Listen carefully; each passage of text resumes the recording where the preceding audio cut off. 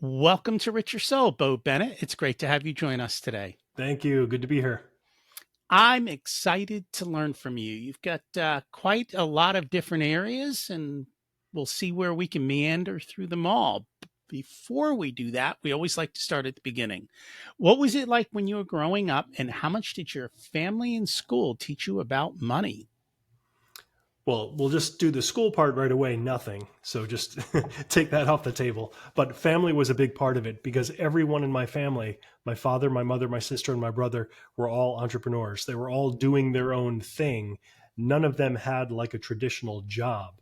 So I grew up at like starting from age 6 in that kind of environment where everybody was doing something.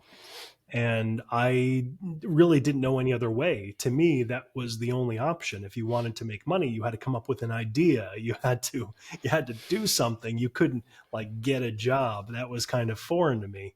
So that's pretty much what I was raised with, and that's the direction I went. So, when you say that, I mean, were there active conversations around that, or was it just because that's what you observed going around and that was just the conversations happening? Yeah, that's a good question. And if I told you an answer, I'd probably be making it up or recalling a false memory. I don't remember. I don't remember that far back if we actually did talk a lot about it. I know that I did once ask the question, and it was kind of funny. I went over to my friend's house when I was a little kid, and I went, "Where's your dad?" And he's at work. So he's in the basement because my dad had a workshop in the basement, and he's like, no, he's at work. And I had a really tough time grasping that the kid's dad wasn't there. And when I got home, apparently my friend's mother called my mother just because she thought it was really funny and really cute how I could not understand the whole job, the concept of getting a job and going out to work. So I do remember that story. So, I mean, it then sounds like you were just watching and that's what you observed and that's how you learned it. As you got older, were there entrepreneurial lessons that they would have with you, or was it just because you kind of started doing it on your own? I think it was very passive in that I'd be working with my father, helping him out, and I'd observe what he does, how he acts, who he talks to. And like I think he would talk to me a little bit about this is the way you do things, and but it was more job specific rather than the whole concept of being an entrepreneur. The same thing goes with my mom, where I learned a lot about sales from her. She was a salesperson, and my sister and brother. So yeah, it was more passive. When did you realize you got important lessons on life without really kind of being told that?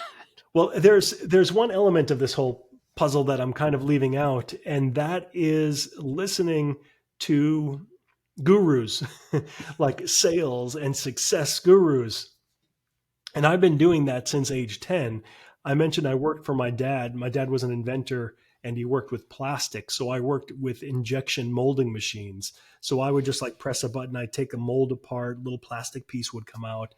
So I would do that over and over. It was incredibly monotonous. However, my sister and mother were in real estate and sales. So they had tons of these tapes of like Anthony Robbins, Zig Ziglar, all the classics, Brian Tracy. So I would listen to them and I found them fascinating. I found them motivating. Like, wow, they were just telling stories like, oh, you could do anything and you could be whatever you want to be. The typical guru type of stuff. And as a 10-year-old, I really kind of fell in love with it. So I learned a lot about being an entrepreneur through that kind of material, probably more than anything. And that's kind of what helped me get on the path as well. Help me stay on the path that I was already on. Did your friends think you were weird? Yes. Yeah. That's, How did those conversations go? yeah, it depends. It's funny because at different stages of my childhood and adolescence, I had different reactions from my peers when I was much younger. I don't think they quite got it because they weren't there yet. Most of them, like, they weren't thinking about jobs, thinking about work, or thinking about money. Where at age 10, that's all I was thinking about. So that and the Heather Thomas poster on my wall. Uh, so I think, like, as I got a little bit older, like maybe age 12, I started doing these little businesses around my neighborhood. And my friends would notice because I'd have a little extra money, but also I'd be hitting them up for whatever I was doing or selling at the time. Like one time I was giving go-kart rides. We had a gas-powered go-kart. I used to cruise my friends up and down the street, let them drive it for like $3. So I made a little money there. So they definitely started seeing, like, okay, this kid is a little bit different. I'm not sure how they thought, whether it was weird or not, but maybe. And then in adolescence, it was. I think I was more admired by the majority of people, because in adolescence is when I started having enough money, like more money than they had.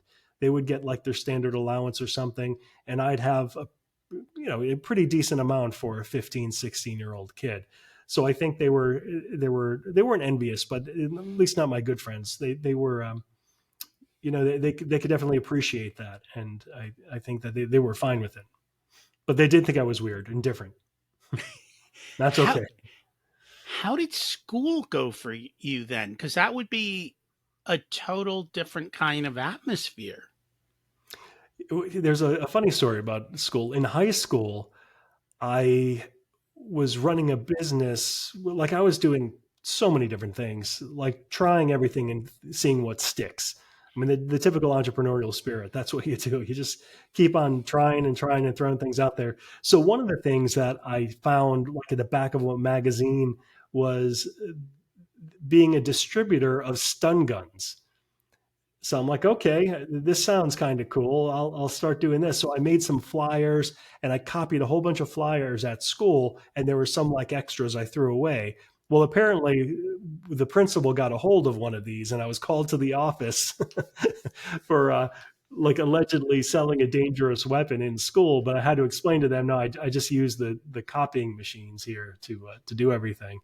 Uh, but that was just like one typical story of me kind of not quite fitting in with the culture of people just learning and playing.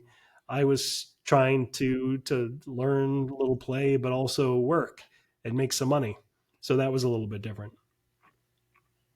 It's because I know when I was in high school, I was always selling stuff. So I was making a buck. I always had more money than the other kids.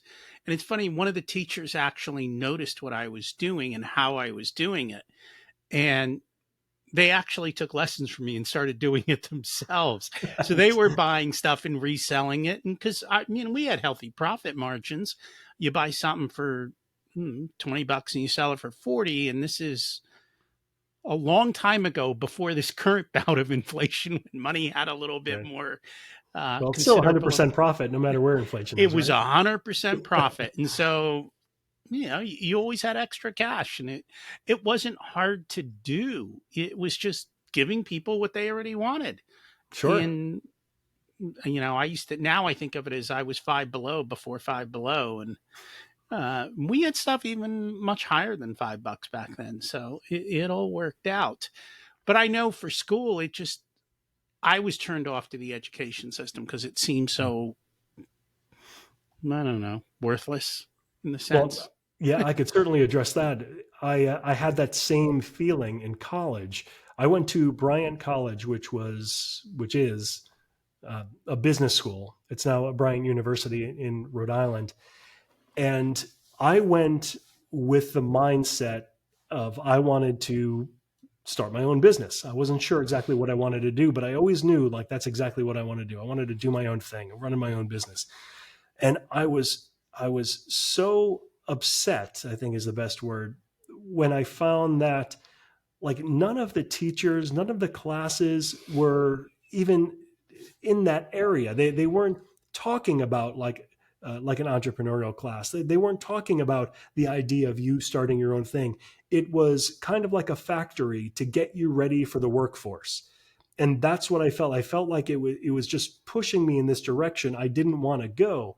Now, I do need to say I went to the school in from 1990 to 94, and I know things have changed since then, and especially with the internet and everything, and most schools are really focused. They have entrepreneurial classes, and all the classes are integrated with the idea of you could do something yourself. At least, as my time as a professor, that's kind of what I gathered from the majority of schools and dealing with students and talking with my own kids too.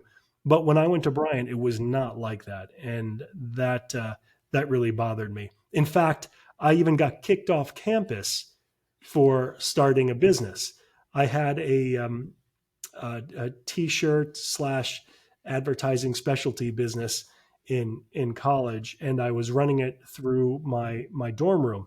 Now, I wasn't like selling to students. I was selling to like businesses and organizations, but I was just like, my hub was like, customers weren't coming in or anything. It was just my computer. I was running the business. But again, this was back in 1990, and it was kind of a foreign idea to the school. And they said, no, you can't do that. You can't run a business from your dorm room. Therefore, you have to leave. And I did. I left my after my junior year, after my sophomore year, my junior year, and I lived off campus where I could run the business.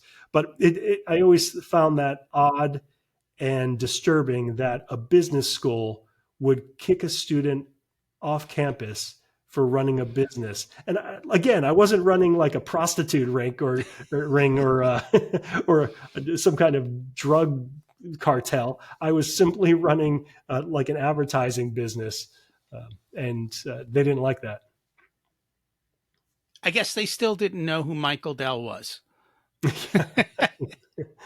Yeah, 1994, he was, yeah, well, who knows? He was just cut, right? That would have been the Yeah, early days of Dell, I would assume, right around that time, yeah, because the PC was just starting to get going around that time.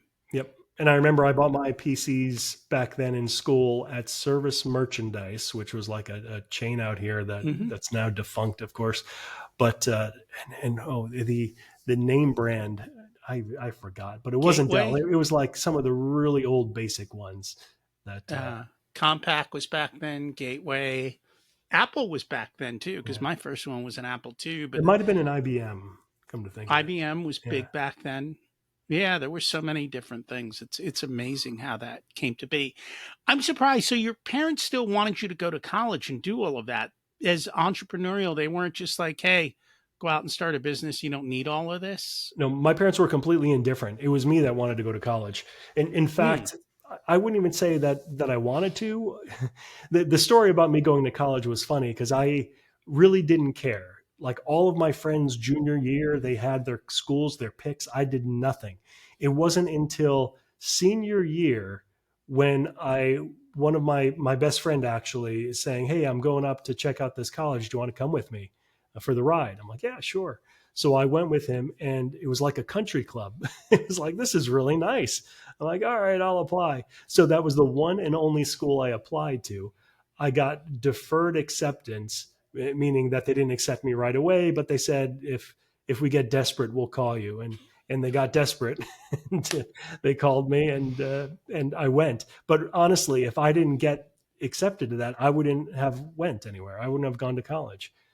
It just didn't matter to me. I was really indifferent about it, but I saw it. It looked nice, and that was my motivation because it looked like a country club. I'm like, oh, I could have some fun here. Hopefully, you did have fun, right?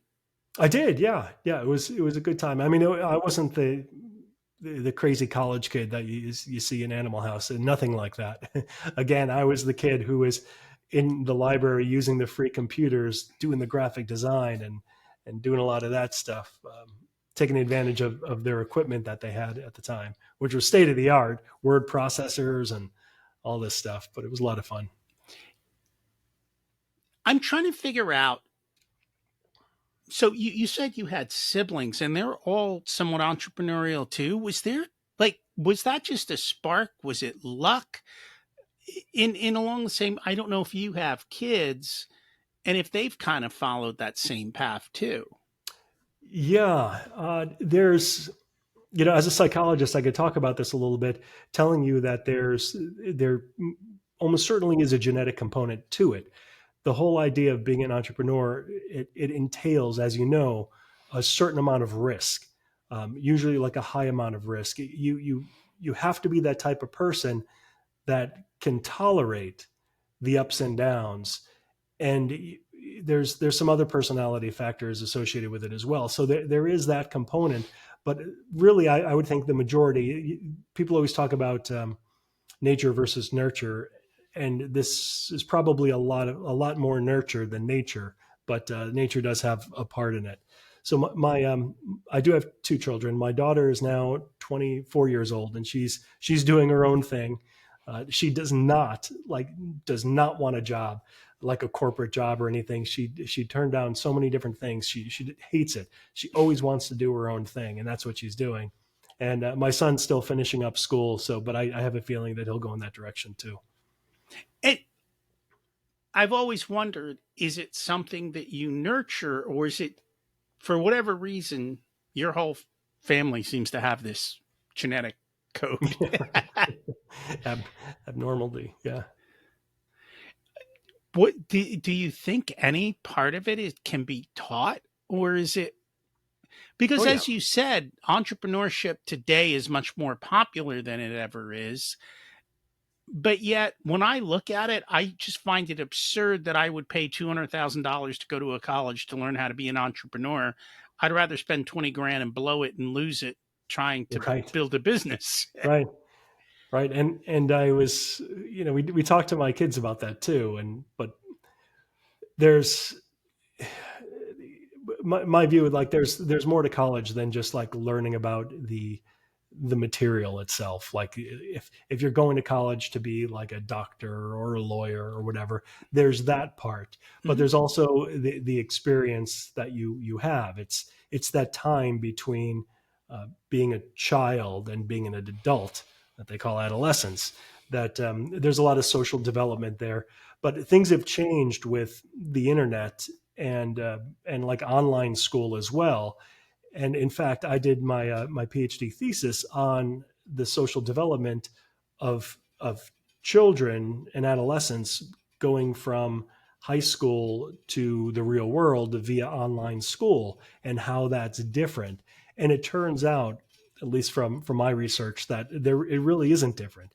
People develop socially the same way. It doesn't hold them back if you're not there in person. So you have like virtually, I mean, it's a different experience, but you gain the same skills that you would do like at a regular school. So there's, and then there's also just the fun, the experience, the memories. Uh, but I think that if you, like my sister and brother didn't go to college, and if you speak to people who didn't go to college, it's not like they don't have memories. They don't have good memories of that time of their lives. They just did different things. So I don't put a lot of weight in there. But if it is a good school, like I wouldn't like Bryant. I always kind of, I don't really talk that up as like such a great school, and I'm glad I went.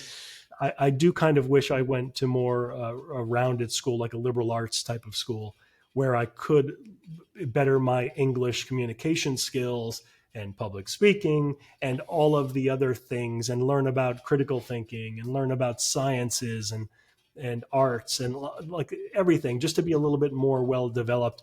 And I think a good school, a good university will kind of nurture that in the student, in addition to teaching them that specific subject.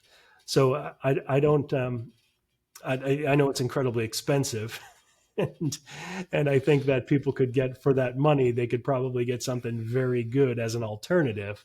Uh, but I'm not ready to throw away the whole college education uh, just yet, like that journey.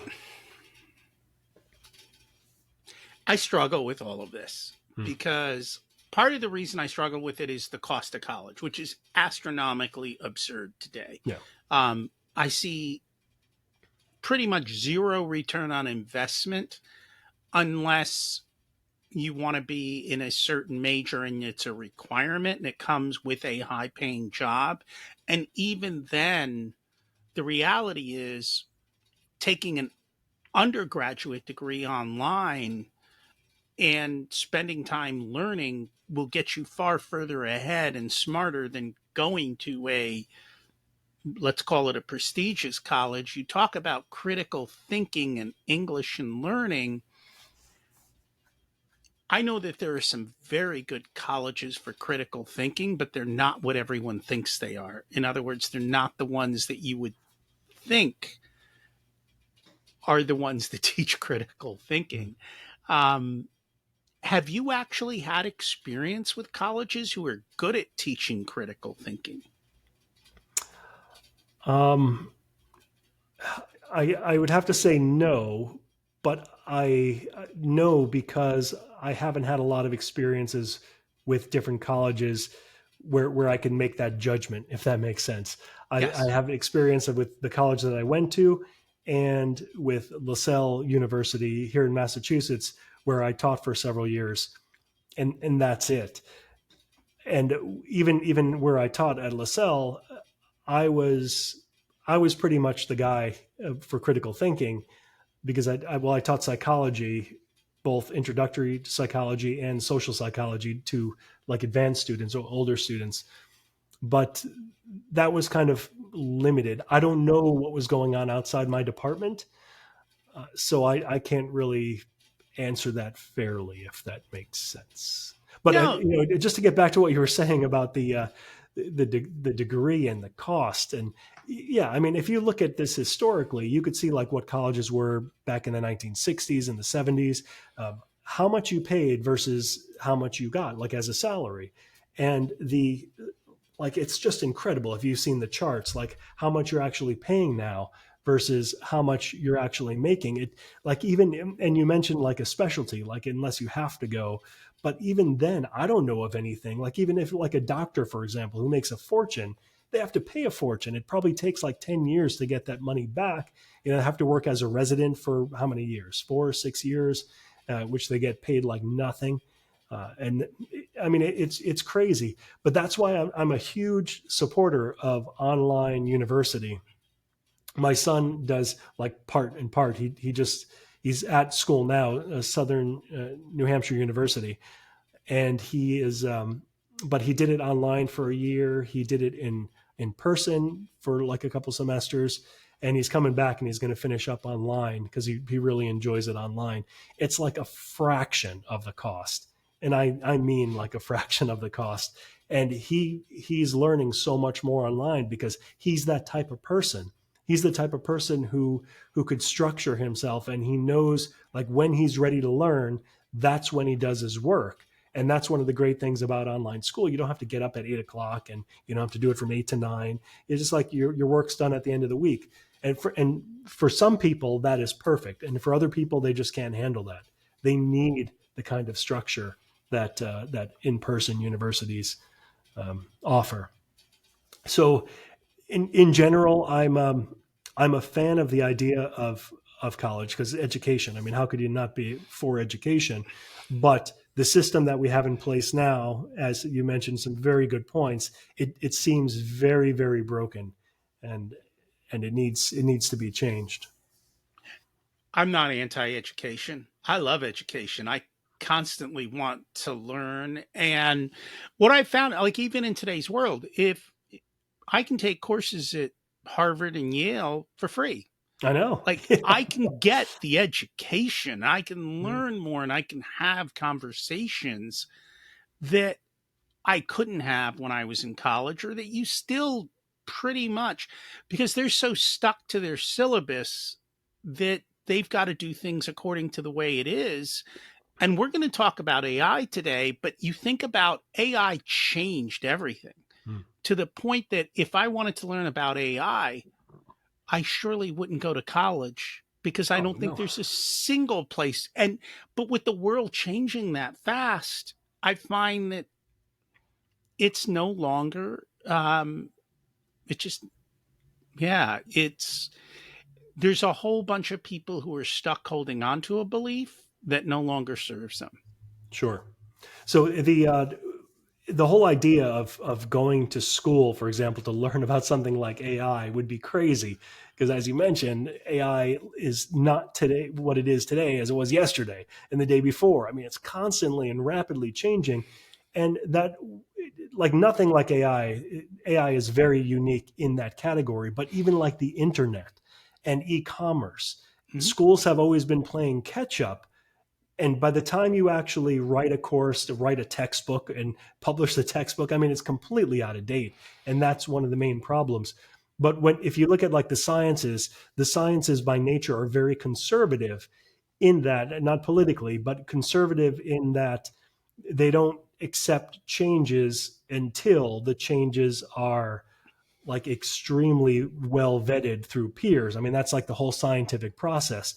So if you're going to school to learn about a scientific endeavor, then that's still good because it doesn't change that rapidly. Even though there may be new developments that are constantly changing, those developments aren't accepted into like the core literature until they're extremely well vetted, peer reviewed, and then they'll be put into like the textbooks. So in some with some topics that's important, and in other topics it's like you can't even imagine going to school for something like that. Well, and so my kids are now out, but when I was looking at them going in, or just some of the things, they had social media marketing. I'm like, Mm, I'm not going to college to learn social media marketing because you're so far behind. It's changing every 6 months. right. There's no way you're going to keep up.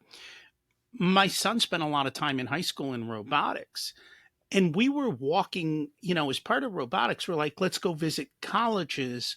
Because part of the robotics program they were part of, you would get credits for visiting and doing these things. And we'd walk in and they're like, look at what we're doing. And we're like, we have a 3D printer.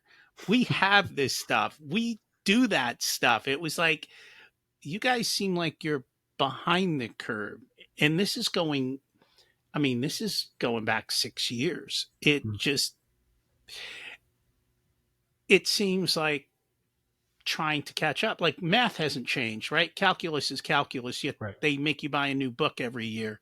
Um, but some of these more things that are constantly iterating, it's about just going out and learning. And even I would even challenge medicine today, because by the time a doctor graduates and gets through their residency and everything else, the amount of things that have come out and changed the world aren't even on their radar screen, in Right. the sense of it's not covered.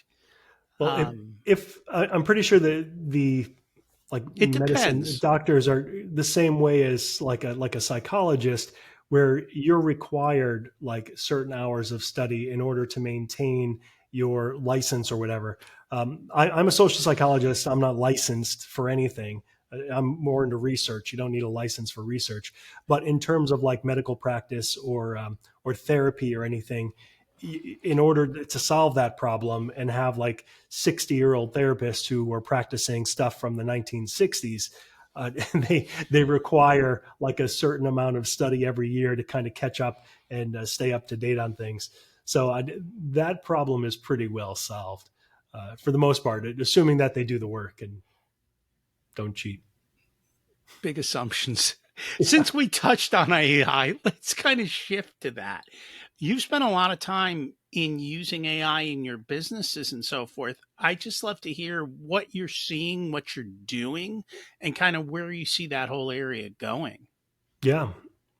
I got involved probably at the in May of this year, and that's because I heard about what um, Open AI was doing with their Chat GPT and their DALI, like the image generation. So I signed up to get on their platform. I was on their like waiting list of one of millions or billions, who knows how many people. And I finally my invitation was accepted in May, and once I got on it, I started playing around with it, and I instantly knew that this is paradigm shifting in terms of not just business, but the world.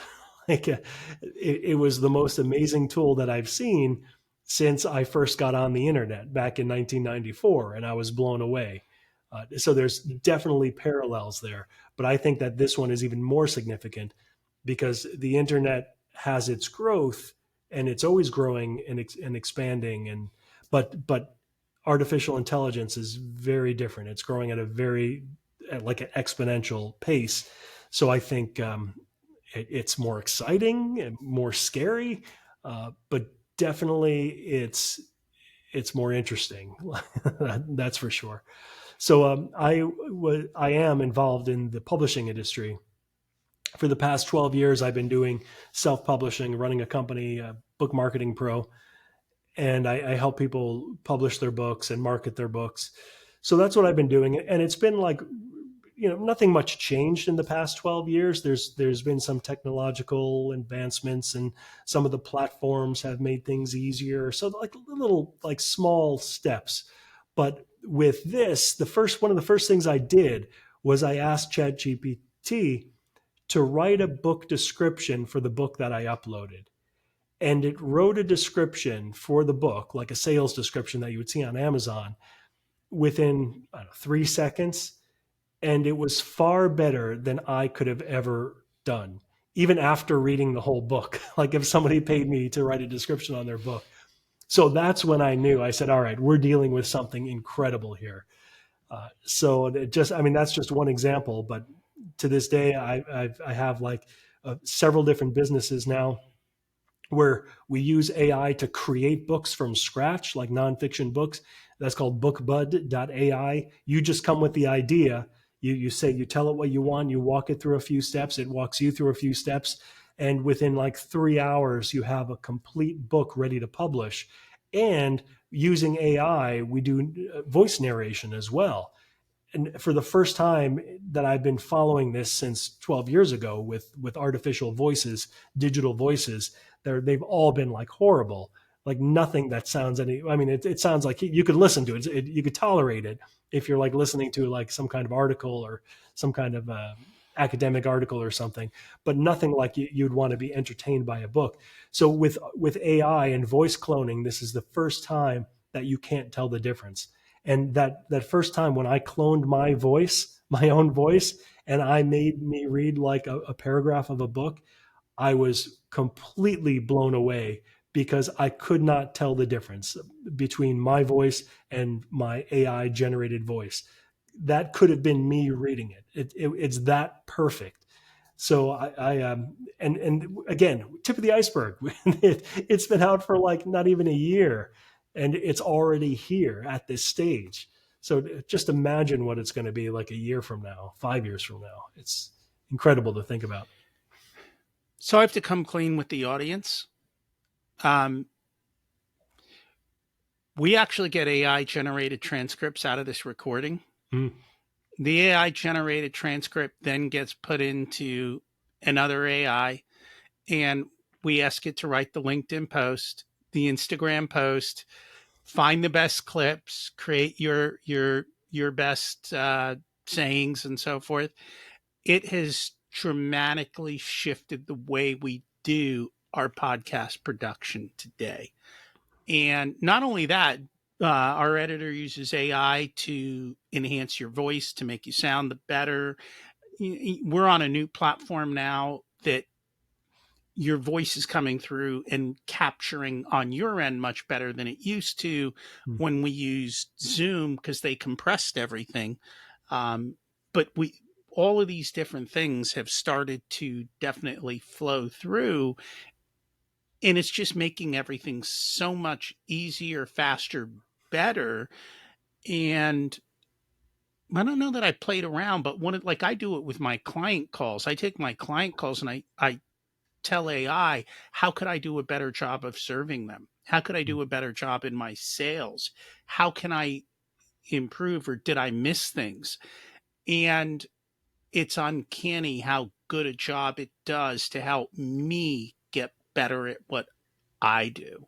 Yeah. And I'm just loving it and excited about how that can all come to be. I mean, it's almost to the point I am wondering if in the not too different distant future we just have AI teachers.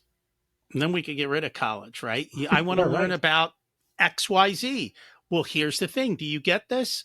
No. Explain that to me in a different way. Oh, you learn this way. From now on, I'm going to talk to you this way because Yep, when I use these types of analogies, they sit with you. It's like yep, people say math is hard, right? But a kid who loves baseball can figure out all the stats. Math's not hard. He just needs to change the language in which he understands it. yeah. In people learn differently and in different styles. And I think AI is going to be perfect at doing that. Actually, it kind of reminds me of I don't know if you've ever read the book Ready Player One. Oh my goodness, that's well. I've seen the movie. It's one of my favorite movies.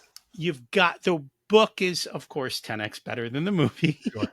But when you read it, it's literally kind of I did not think of AI when I read that book because AI wasn't ready, but the whole way they taught in that book was highly immersive. So if you wanted to learn about Rome, you had haptic gloves and in a visor on, and you felt like you were in Rome. You could Mm. smell Rome, you could hear Rome, you could see Caesar. Um, and it was like you were there. So it was a much more immersive type of experience. And I think all of this will slowly come to every part of our lives, which means we've got to change, right? Change comes faster and faster. And I know when I grew up, people didn't change fast. But today, if you're not changing, you're becoming Oh, obsolete. yeah, I mean, unfortunately, it's part of our nature that we don't like change. We like consistency. It's so I don't think that's going to change much, uh, but we need to. I think that as an individual, you need to embrace where things are going and work with it. And I work with, and I've not just work with, but I am communicating very often with a lot of people who absolutely hate AI and they feel completely and totally threatened by it because it's going to take away their jobs. And I could understand that. I mean, this is the way people felt who were driving buggies, the horse and buggies. And this is the way that people felt in the factories that were manually doing things that were replaced by robots. I mean, this isn't new. It's just another phase where if a machine can do something far better and more efficient than you can do it, don't be mad at the machine. Think, well, maybe it's time I learn a new skill, or how can I use this machine to my advantage? And I know it's not that easy for a lot of people who, especially who did something their entire lives that AI is now kind of replacing them with. But sorry. I mean, it happens. It happened to people for generations, and it's going to happen to you. It's going to happen to me. I mean, a lot of things that I was doing, there's no way I could do it anymore or charge for it. Like I used to charge like $200 or something to write a book description. I can't do that anymore. I took that off my website. I'm offering that for free now because again, it's money that I'm not making, but I'm using AI to do it for free, generate more business, and sell people the things that AI can't do for now. So that's like just an example. You have to adapt. One of the most vocal um, people that I work with against AI is narrators. Narrators who find themselves quickly being replaced by cloned voices who honestly can do a better job than 95% of the narrators that I work with, that I've ever worked with. Uh, they don't complain. They're not late on deadlines. You could, and they don't take months to record a book. It's not their fault. I mean, they're human, but when you put them up against artificial intelligence who could do it just beautifully, then I mean, you have to think, okay, well, maybe I shouldn't. Like right now, I tell my narrators, maybe you should really focus on performative, like fiction, because AI doesn't quite have that down yet. That where it could really like deliver like a Harry Potter reader, like a Harry Potter book with the different voices and capture the essence, like being an actor. Maybe you should focus more on that than like dry narration of a nonfiction book that a computer could do far better than you can. So again, it's just a matter of adapting. It doesn't mean that you have to quit and throw up your hands and say, I can't do anything anymore. You just got to think about it, be creative, and think how you can use artificial intelligence to your advantage, how you could use it to make money instead of to be a victim of artificial intelligence. It's funny, and it kind of goes back to the critical thinking. What I have found is people don't even know how to converse with AI. So going back to the problem you just brought up, I you don't have to think about this. Go to AI and say, "Hey, I'm a voice narrator. This is what I do. You've taken my job. How can I do something different? Well, what about this? Well, Yeah. this is what I'm seeing. What do you like?" You can literally have a conversation with AI to help you refine and think the way you're doing it. I mean, I'm really excited. One of the big things I'm working on right now is, so I hired a VA to take over all my basic AI stuff. Like before, I really struggled to get a VA to be able to create good show notes, do all these things. I would always get back stuff that I would get very frustrated with. But now I'm like, just do this. And I'm getting stuff back that's reasonable, and we just have to slightly edit it. And the more that the VA and I work on it, the better and better. But now that I've freed up all that time, I can create so much more content for my business to help me directly with clients and to help me do things at a higher level than I can do them today. So I see it as a great way to make me better, faster, quicker, and I'm assuming other people are going to have to do the same thing. It is like at the end of the day, we don't have any more blacksmiths, right? Right. Um, somehow we all survived, and for the first time ever, you've got somebody who will help you with it, right? AI will you can have these kind of conversations and Yeah. say, well, I don't like that answer, redo it, and within seconds it's redone. And all the things that I know people don't like to do, what I have found with AI is, I think the biggest struggle, and I know for me, has always been getting from 0 to 1. But if I can get from 1, I can get to 100. And Mm. what AI does, it gets me from 0 to 50 or 60. And now going from that, I'm no longer going to 100. I'm going to 300 because it gave me much more than I could ever do with the time I had, and it's allowing me to improve. So Sure. I'm looking forward to all these changes and being able to do that. And I think it still comes back to critical questioning and learning how to ask great questions, and then not to take, like, AI sends me stuff back about me. I'm like, you're lying. Like, that's not true. Now AI can't lie. It just made crap up. Yeah. And then I have to go There in you and go. fix it and Sure. do things. But the better the story I can give it, the better it returns to me good, wonderful stuff. Right. Yeah, I've heard people say, or I've read somewhere that one of the most promising careers right now is prompt engineering. Mhm. It's being able to talk to AI and talk to it efficiently. And I, from what I've read, companies are paying like kids right out of college over $500 an hour to do this because it's so incredibly valuable if you do know how to communicate with AI. And I think one of the best ways you can learn that is just by doing it and doing it Mhm. regularly. And it's a feedback loop. If you give it some information and it returns some information that's not quite right, you have to change that and give it, and you learn how to talk to it, and you learn how it responds. And if don't try to buy a book on it again, because it's going to be out of date by the time you actually read it.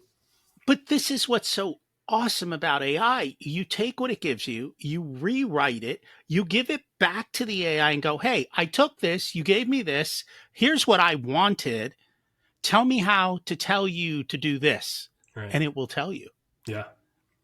Now, the next phase, I don't know if it's the next phase, but an upcoming phase, which I'm incredibly excited about, is the AI that has memory. Like it's there are some like models like offline models or you could do like local, but it's not the same. What I'm talking about is just imagine now if like ChatGPT was your own ChatGPT and your login, it remembered everything about you, everything you told it. And so maybe there's a privacy concern here or something that people aren't comfortable with yet. I'm not sure, but it's kind of like your own personal robot in a way, where it knows everything about you, it remembers everything about you, it knows your preferences and desires, like everything that you tell it, everything that you share with it, and it learns over time. So it could be like the one of the best and probably even a perfect virtual assistant in that sense, that you can use, and in so many different ways that you can't do now because ChatGPT has like a notoriously poor memory, even though it was like significantly better in that last update.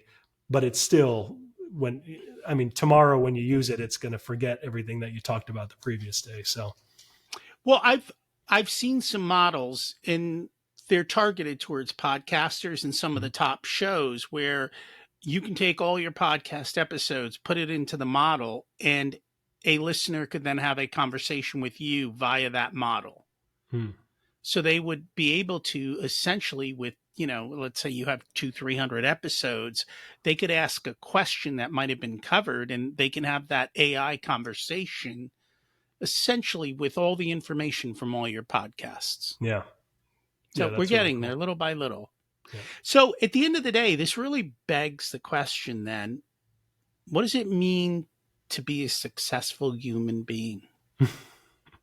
Well, you could ask ChatGPT, see what it says. It'll lie to me. It's Well, going to tell me, you know what? If I asked ChatGPT, I would almost think I would get the mainstream answer, right. not the truth. Yeah, I could see that.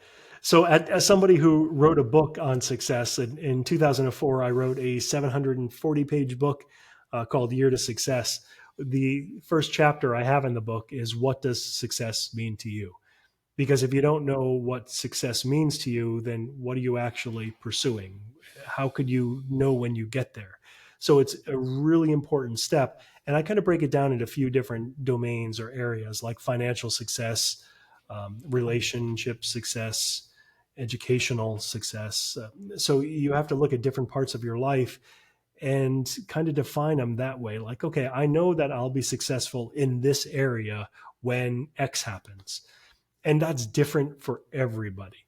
Like, I don't want to be a professional basketball player. I never could physically, I'm sure of it.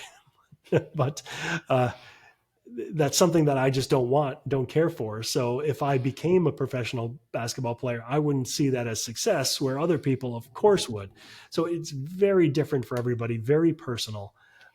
I just would encourage people to think of the different domains and don't just think about financial success, because that's important, but it's not the most important for everybody. And you could look at so many examples of that, of people who are hugely successful in their fields, rich, famous, and ended up taking their own lives because they were miserable. And that's definitely not success. That's our tagline. You got rich, now what? Right? Yeah. Because you chased the money thinking it was going to fix everything. And you get the money and you realize, holy crap, Yeah. this isn't it. And then Yeah. it's figuring it out in all of those subdomains. And as you said, the subdomains are individual to everyone. Yeah. What is it for you? And I think there are some that are universal subdomains, but even though it's a universal subdomain, it's going to be different. So health is, I'm assuming we all want to be healthy, right? To be Yeah. able to do what we want. But what I think of as healthy might be different than what you think of as healthy. And Sure. I might be willing to do different things than you are. And somebody might take a vegan path, and somebody might take a this kind of workout path, or somebody likes X. It's defining what it is for you and then sitting down and figuring out what is the end game, where are you today, and what do you need to do in the in between to get from where you are to where you want to go. And what I've told people is we're not writing stone tablets. Like every 5 to 10 years, and I'm in the midst of doing this right now. I wrote my plan back in 2016. I knocked everything out. Now I got to rewrite the plan because I got to have new goals. Yeah. And so you kind of have to go through that and constantly redefine for yourself what do you want in this next phase of life? Because what we want when we're at my age is not what we wanted when we were in our 20s Yeah. or 30s or different parts of it. And so it's that constant iterative process. Yeah. Well said. So, what was in the rest of the book then, in a nutshell? They were basically every day was called Year to Success. With I had 365 days. Each day was an idea for self improvement, because that's what it was all about. The whole concept of the book is you. There's no like secrets to success. There's no like do this, and this, and then you're going to be successful. It's about working on self improvement, bettering yourself in small ways every day, and then eventually it's going to vastly increase your chances of being successful in pretty much every domain, or all domains that you're interested in, at least. So that's the concept of the book. And that comes back to the power of compounding. Yeah. Things constantly compound over time, but you've got to be clear on where you're going. Out of curiosity, so you wrote that book, you said, what, 2004? 2004. Yep. 2004. What have you learned since then? I learned a lot on the scientific end of things. I mentioned before I was a big fan of a lot of the gurus, and in 2004 when I wrote that book, I was still kind of in that motivational rah rah guru type of phase, and it wasn't until like after I sold my first business of significant value when I kind of revisited that material and realized, this really isn't 100% accurate. And then, especially after I got my degree in like I became a social scientist, I started to analyze things a little bit more critically, and also draw parallels from psychology. A lot of these motivational gurus are kind of like pseudo psychologists, meaning that they take these psychological concepts, which are true and reliable, but they twist them and manipulate them to be more palatable, yet they're not as effective, because they're essentially lying a little bit to make them a little bit more attractive. Because the reality of life is it's hard and you got to work, and things don't always work your way. So the fact that just because you want something bad enough doesn't mean you're going to get it. But there are like solid principles about really desiring something and having your thoughts, your conscious and subconscious thoughts, move you in that direction. So there's validity to that, scientific validity, but it's not the secret. It's not the law of attraction that the gurus are trying to sell you. So what I learned is to clean up those principles, and I did in a later edition of the book. I kind of rewritten a lot of things to make them a little bit more scientifically sound and more palatable to me as a social scientist. I think at the end of the day, it's clearly defining what you want, being sure it's what you want and not something that somebody else wanted that you somehow adapted into your Right. world, and then showing up and doing the work day after day to move you in that direction, and then understanding one day you might just decide, hey, I want to go a different direction, and that's Yeah, okay too. Just go do it and take the time and figure it out and take those next steps. that's right. What's your secret to living an abundant life? Sleeping 5 hours a night. 5? That's not enough, is it? I Well, like to shoot for 8. yeah, I say 5 hours, but I probably get about 6 hours of solid sleep a day. When I do sleep on the low end, like 5 hours, I definitely take like a nap during the day, like power nap, and I feel completely refreshed and fantastic.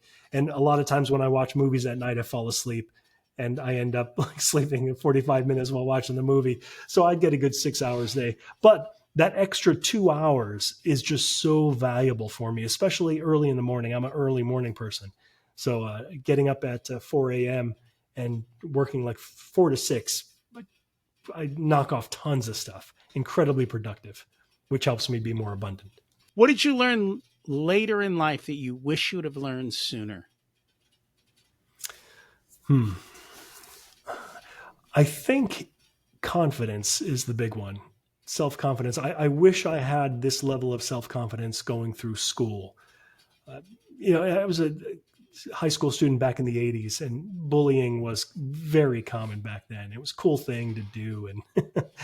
And, I was often a victim of bullying, like not out of the ordinary. I wasn't like your traditional nerd or anything back then, but I was just like, I was not very confident, self assured, and relating to other people, like with relationships and girls and friends.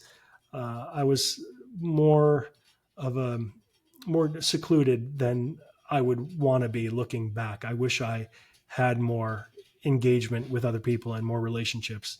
I wish I had that confidence. So I try to instill that on my children too. Try to tell them like the lessons that I learned.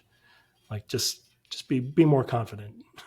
If you were to give an 18-year-old one specific piece of wisdom, what would it be? Well, besides being more confident, it would be. I think I'd talk about flexibility. At least that's what's on my mind right now. I would tell them about the importance of being flexible in your ideas and what you want to do, and kind of be open to new opportunities. That's really important, rather than fixated on a certain goal. Because life is strange, and sometimes things happen that aren't good. Sometimes things happen that are very good, and you got to be in the right position to capitalize on that. And that's where I was in 1994 when I was just kind of like running a little graphic design company. Somebody told me, "Hey, Bo, did you hear about this thing called the internet?" I'm like, "Oh no, what is that?" And they told me about it. I'm like, "Oh, I should check that out." And my life changed from that point. If people would like to learn more about you, find your books, your websites, what's the best way for them to do that? Sure, they can find all my books at bobennett.com, BOBENNETT.com, and all of the businesses that I run, including bookbud.ai, Author Voices, the artificial intelligence that I was talking about with publishing. You could find all those websites at my business website, archieboy.com, ARCHIEBOY.com. And thank you. And we'll put those in the show notes. Thank you All so right. much for joining us. Okay. Thank you. Thanks for checking out this unedited video of the Richer Soul podcast. You can find the full episode along with all the back episodes at richersoul.com. This podcast is brought to you by Profit Comes First, where we help business owners to have a more profitable and growing business so they can live the life of their dreams. Check that out as well wherever you listen to all this content.